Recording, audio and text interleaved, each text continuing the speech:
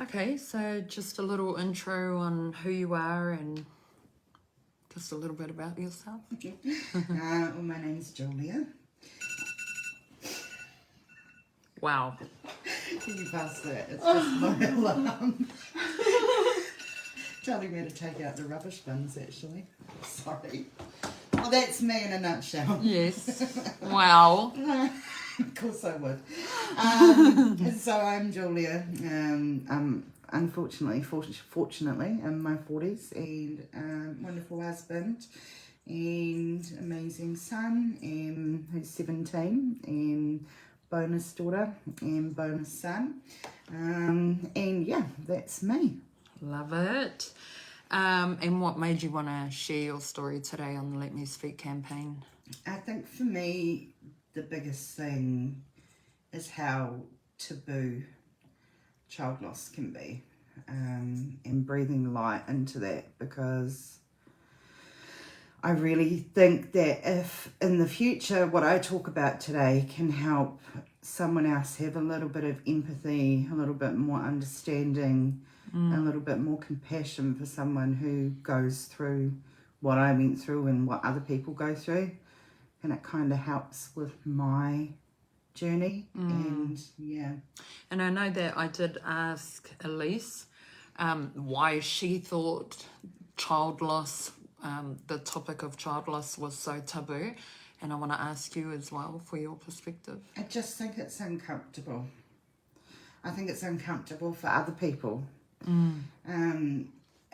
I don't think it's necessarily uncomfortable for the person who's gone through it, because there's so many other emotions. Yeah. But I think we really need to combat that, you know? Like, I think that you have to lift the veil on it because it's so prevalent.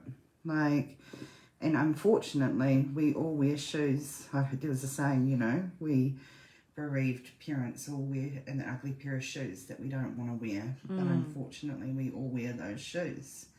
And I just think that, yeah, there just needs to be more. I don't know why it's so taboo. Perhaps they don't want to upset you. Perhaps they don't want to say the wrong thing. But saying nothing is so much worse. Because then it feels like your child didn't matter. Yeah. So where does your journey begin? So I met my now husband in 2013, and very early into our relationship I got pregnant. Had you been trying or? No, it was an oopsie-daisy. I was taking antibiotics and the contraception didn't work. Oh. So I got pregnant very early on in our relationship, which was challenging. But for me, I was like, that's a heartbeat. It's growing inside me, so there's no other option. This is what's happening. And he chose me and chose us and chose that. And so we moved forward with that. Throughout my pregnancy, I was very unwell. Not morning sickness, unwell. Lethargic, tired, just not 100%. And I had a massive bleed. Must have been about 8 or 9 weeks into the pregnancy, and it was a massive bleed. And I went to the hospital and they said, look, sometimes that happens with pregnancies. We'll send you for an ultrasound on the next work day, and then you can find out what's going on. So that was 3 days of not knowing whether my baby was alive or not alive. And then as soon as I could get an appointment on the Monday, I went in and I referred to my baby as Peanut. And Peanut was doing flip-flops on the scan, and they said everything was fine, and that sometimes that just happens. Sometimes people just have bleeds. So I carried on my way and was still really unwell. And especially in the week leading up to my loss, I remember on the Sunday, I'd taken my son to the park because I just felt like I'd been a terrible mother. He was 8 at the time. So I took him to the park and It was exhausting, and as the day progressed, I just felt worse and worse. And I can't even really remember how I felt, but I did take myself to the hospital, and my friend took base for me. And when I was at the hospital, they said, we're going to schedule you in for a 3D scan in a few days. That'll give you a really good understanding of what's going on. And as I sat up to get ready to leave, I felt like a wetness between my legs, and I was like, oh, that's weird. So I told them, and they checked and everything, and they said probably just like a bladder infection or something. Or discharge so, or... something, yeah. So that was okay. And so I took myself home and went to bed. And the next day I woke up and I felt good. And so I rang my work and I said, I actually feel good today. I might come in. And they said, no, like, we know how much you've been struggling. Stay home, rest, make Base a nice dinner. And, you know, my son, make him a nice dinner and go from there and see how you feel tomorrow. So I picked him up from school and we went to the supermarket and we came home. And then up my driveway, my work colleagues turned up and they brought over boxes of... like, you know, easy mac and cheese and fruits and, you know, and it was so cool. And we're sitting down and I was like, oh, thank you guys so much. And we were sitting down and I said to them, like, they're like, how are you feeling? And I said, oh, well, I've got this 3D scan coming up and I really feel like they're going to say it's either me or the baby. Because that's how I felt, you know, like, because I just felt so unwell. And at that moment, I felt another weakness between my legs. And I went to the toilet. And what was it like? Well, mucusy or...? So it was just a weakness that I felt at that time. Almost like I'd peed myself, you know? Yeah. And so I went to the toilet. And as I sat down, and this will get a little bit graphic here for those, just warning. And there was just so much blood and stuff falling out of me. And I knew then it wasn't good. Just massive blood clots falling into the toilet. And by some miracle, I had 3 people there. I wasn't alone. By some divine intervention, I had 3 people there and I wasn't alone. And I called out to them and I said, I need an ambulance. And so one was with my son and one was with me and one was on the phone to the ambulance. And I just found out today that I talked to my mum as well. And I said to her, like, I'm losing the baby. I'm losing the baby.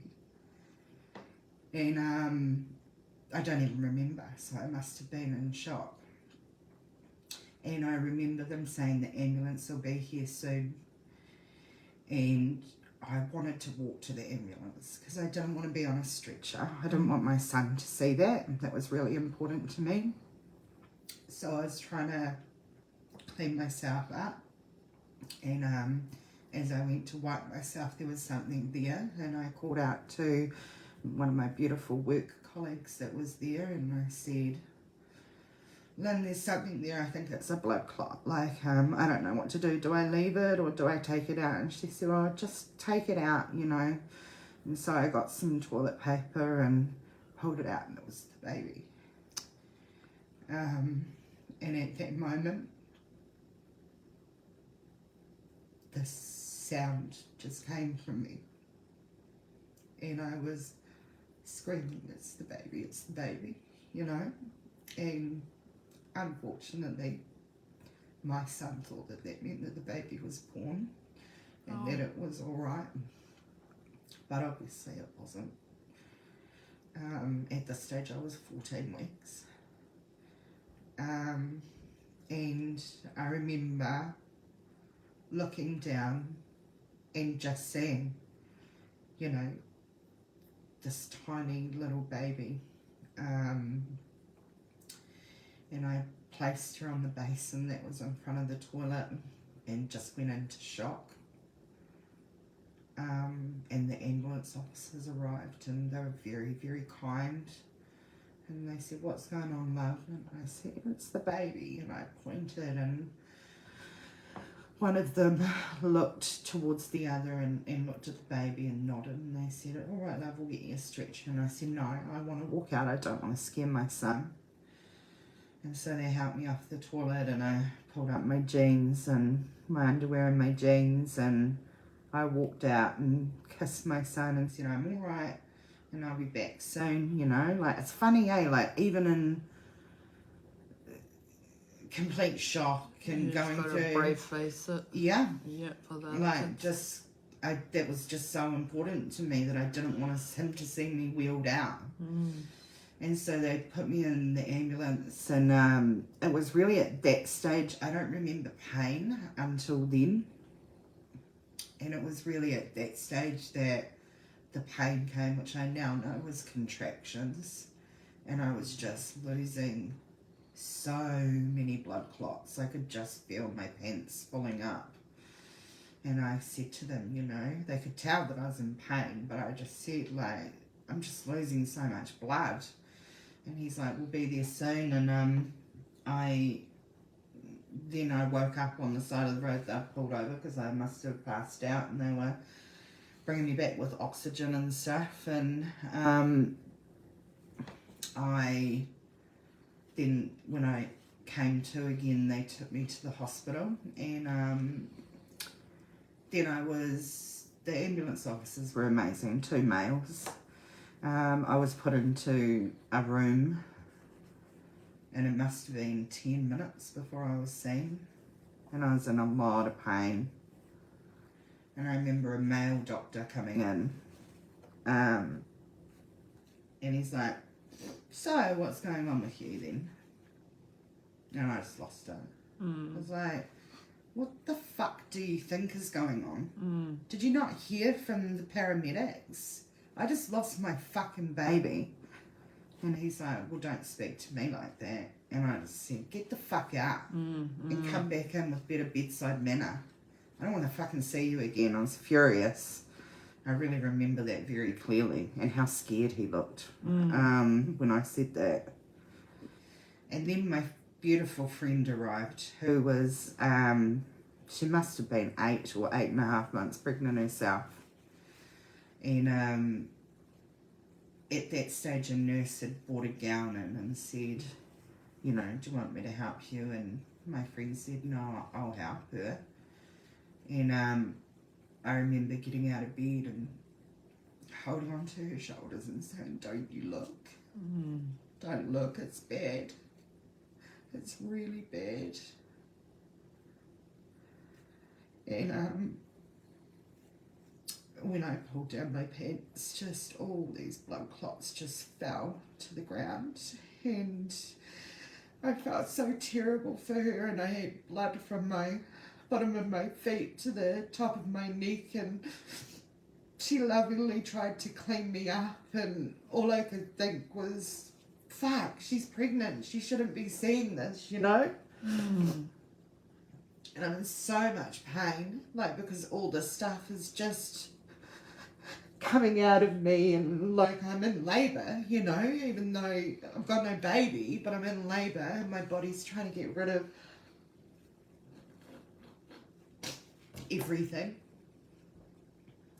And I don't know whether another friend arrived or not. It's not clear to me, but I do know that there was another friend that was there for me as well, and then another doctor finally came in, and I can't even remember whether it was a male or a female, and she's like, "You know, you're okay, I'm here to look after you." I remember whoever it was kind, and I don't know why I associate that with a female, maybe because that male doctor was terrible, I don't know, but and she's like, "I'm just going to have a look at what's going on." And, you know, I was in pain and just uncontrollable crying. Not from the pain, from the loss, you know. Hard out. And she had a look, and the next thing I know, I was in the resus room, and there was like 5 or 6 doctors and nurses around me, and they were all trying to look, and they couldn't see because so much was coming out of me that they just couldn't get a look. And I was in so much pain, and I felt like I was dying. And I remember they gave me morphine, and I sat up, and I sat bolt upright in that bed, and I said, "You've got to save me. I'm all my son has. Don't let me die," because that's what it felt like. I was dying. And then they rushed me to theatre. I don't really remember much of that. I don't know whether that was from the medication or not. And then I don't even remember waking up in recovery or anything. I just remember waking up alone in a hospital room. And I remember waking up and thinking, oh, thank goodness, I feel better. Like I wasn't in pain anymore. And then it just hit me again, you know, that I'd lost the baby.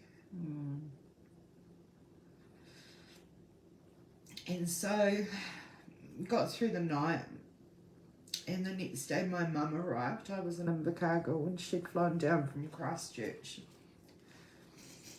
And I remember, obviously I'd been on the phone and talking to people, and I remember saying to her, like, "Where's the baby? Like, what happened? Where is she? Where's the baby? You know? Where's Peanut?" And they wouldn't tell me on the phone, and no one would tell me. And stupidly enough, I was actually waiting in the corridor of the hospital room because they were really busy. And so I'd said someone else could have my room. And so I got up and got dressed and sat in the corridor for 2 or 3 hours just crying with people walking past me. So stupid, but if you know me, you just know that that's what I'd do. You know? Like, and Mum got there, and you know, she was obviously very emotional. And I said to her, "I need to know, where's my baby?" And she said, "They've put her in a box and she's in the fridge at home." And that was the best possible thing that they could have done. But what a head fuck. You know, to think that my baby was in my fridge.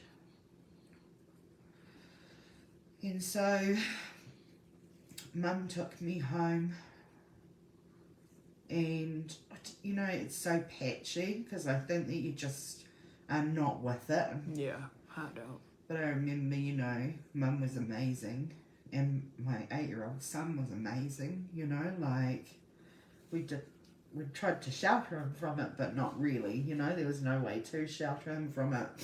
And I remember going to bed that night and just going to sleep and then waking myself up crying. Yeah. And then thinking, my baby's in the fucking fridge. Like, and just feeling this hole inside of me that I just can't even explain. Pretty dark time.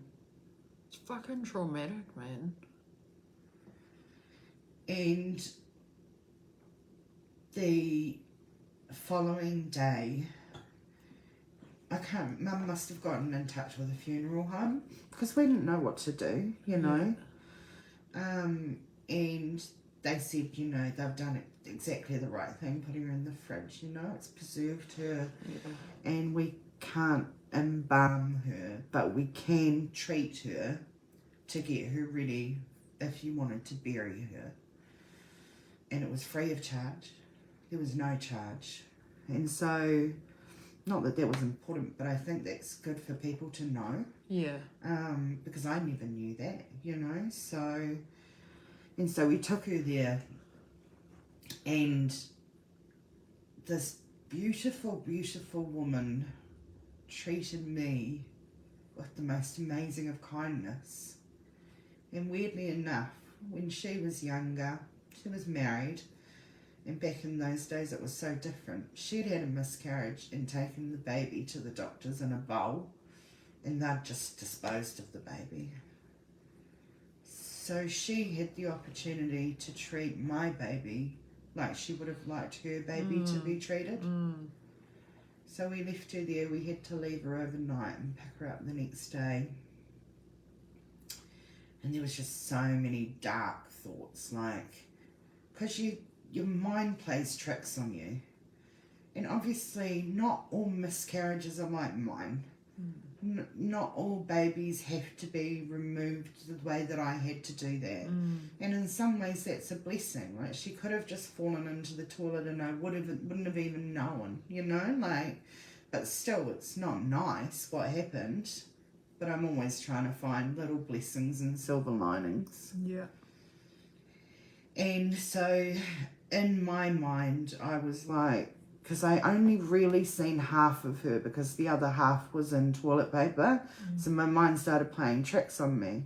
Did you rip off one of her arms when you pulled her out? Yeah. Did you mess with her body? You know, like torturous stuff. Yeah, fuck yeah. And so when we went to pick her up, I said to the lady, I'm really sorry, but I have to know. Did I hurt her when I took her out? Like, did I damage her? And she said she was just the most perfect little doll. Oh. So that was a relief. And they had treated her and popped her into a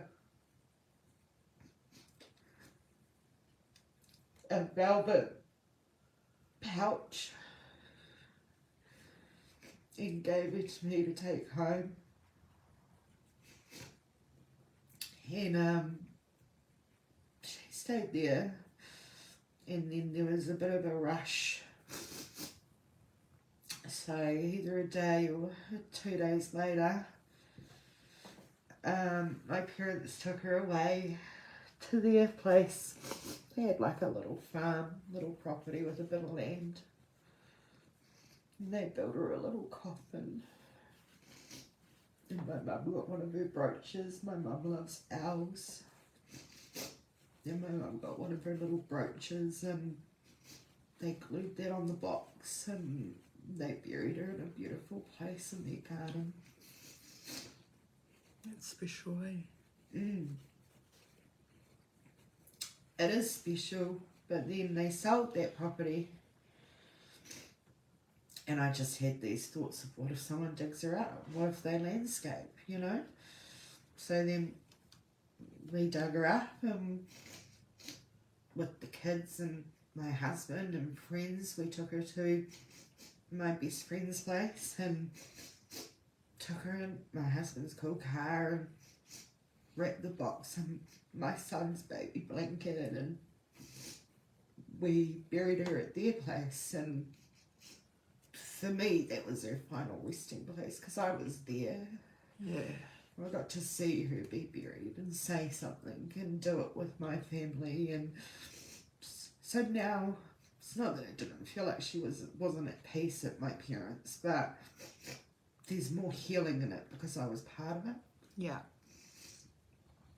And yeah, you know, I was so angry afterwards because I'm a person who always thinks there's a reason for everything, you know. Well, what the fuck is the reason for losing a child? It doesn't make any sense. There's no logic to it. Like, it just doesn't make any sense to me. And it still doesn't, you know, like we hear these stories and we're like, how can life be that cruel, you know? And then I was angry because I was failed by people who claim they love me and by the medical system, you know, like there was no follow-up. My mum had to take me to a doctor 3 days later. I was that white that I was see-through because I'd lost so much blood. They never sent me home with iron tablets or anything like that, you know. It's just not fair the way that you're treated, well, the way that I was treated. I don't think that that's true for everyone. And, you know, family members, that if something had happened to one of their kids, I'd be the first one there for them. But where the fuck were they? Like, they didn't register that that was my baby, you know, like, and I think that's why this is so important to me. A miscarriage is not just a little bit of blood in the toilet. There's so much more than that. attached to it. You know, like people, if one person listens to this story and in their lifetime encounters someone who's going through a loss or has been through a loss and remembers what I've said and realizes that, you know, kindness goes such a long way because that was someone's baby, you know, then maybe the loss of my baby matters and it makes a difference. And, you know, we try and keep our lost babies' memories alive. We've talked about this, you know, like that I don't have pictures to show and, you know, so I love to tell her story because I don't get to show her off. You know, she is just a memory, but a very, very important memory, you know.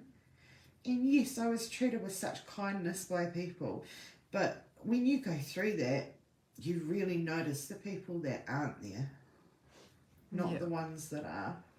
Oh, the ones that are too, but, you know, if anyone has someone who goes through this, it doesn't have to be big words, you don't have to fix them, just let them know that their baby meant something.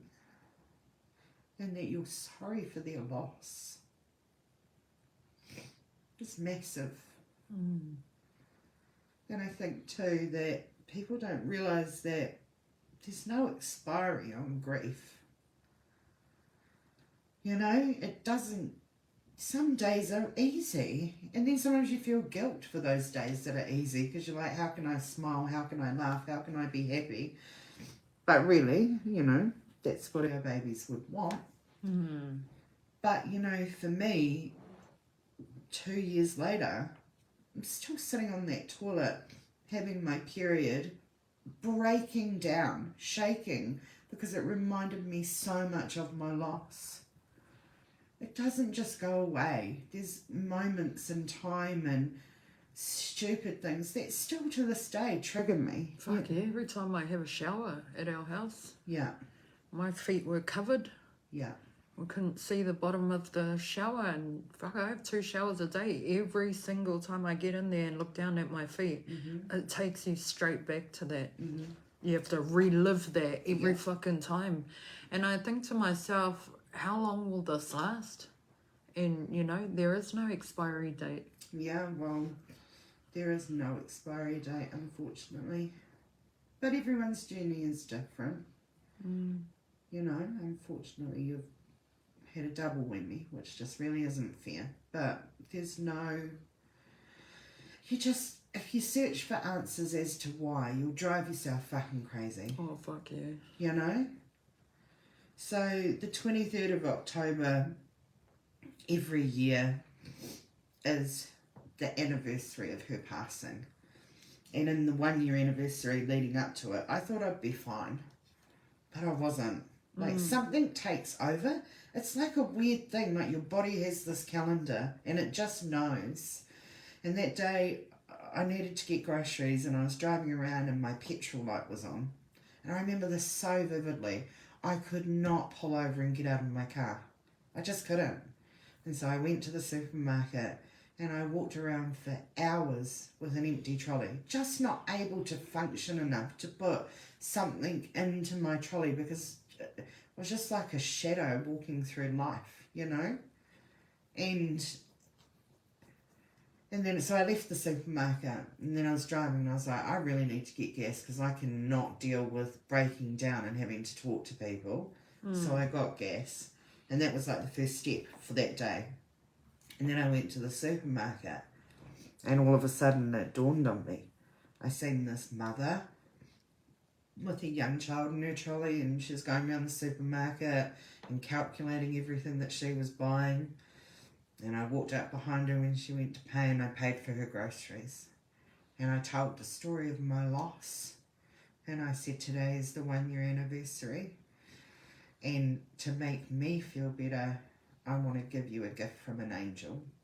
And so I paid for her groceries. And ever since then, I've done little random acts of kindness, like buying someone a coffee, buying them meat patties, to massive ones where I paid for $500 worth of toys for a school in Rarotonga that needed supplies, because they're a very poor village, and the kids had nothing. And so, and whenever I get the opportunity to do that, I do it.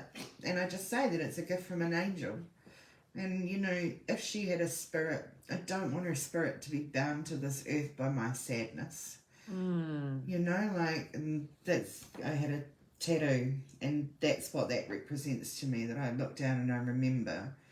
I want her to be free. I want her to be, if she had a spirit, because I don't know, I think everything with a heartbeat has a spirit, Hard. And if she has a spirit, then I don't want her spirit to be bound to this earth by my sadness. I need to release that. Man, that's like poetry. It's deep. It's beautiful. So how do you think you've, dealt with your healing, or how do you think you've kind of step by step healing yourself? I think there is no manual. There is no set guideline. No, there isn't, and I think that everyone's grief is different, whether you are prepared for it, whether you know it's coming, or whether it's by complete surprise. But there was a huge moment in my marriage, because men and women grieve differently. There's no doubt about that. And I don't mean to generalise, but I am. So deal with it.